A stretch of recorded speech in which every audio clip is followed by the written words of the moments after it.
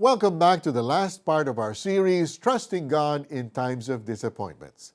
Let's find out how earthly disappointments can actually be a means of divine protection.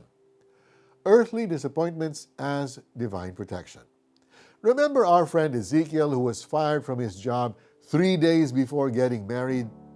Because his faith was in the Lord Jesus Christ, he saw that earthly disappointment as God's direction. Without work, he now had more time to attend to all the other wedding details.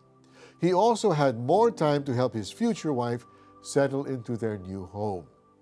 Ezekiel also discovered that this earthly disappointment was God's way of protecting him. Several of his former office mates shared that their former boss fired people because he wanted to try out a new work process while also reducing overhead costs. However, this workflow severely affected output quality and resulted in the loss of many longtime clients. To top it all off, stress was at an all-time high.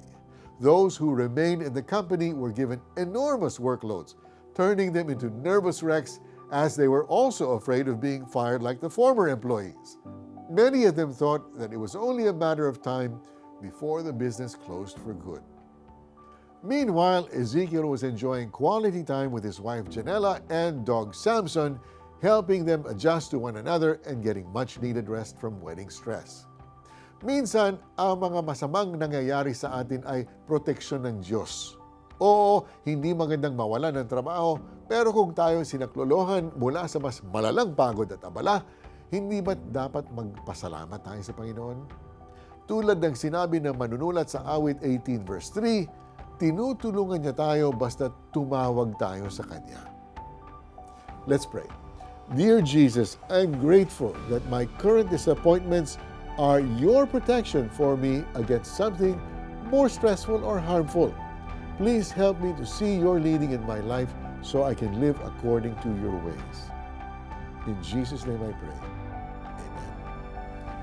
Whenever plans don't go your way, pray and trust that it is all just part of God's plan. Si Yahweh ang aking batong tanggulan, ang aking tagapagligtas, Diyos at kanlungan, tagapag-ingat ko at aking sanggalang.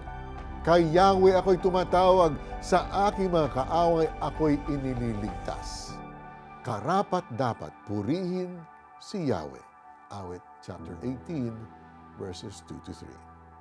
We hope you've been encouraged by our series, Trusting God in Times of Disappointments. If you have, please do share this devotional with your family and friends para sila din ay mabless.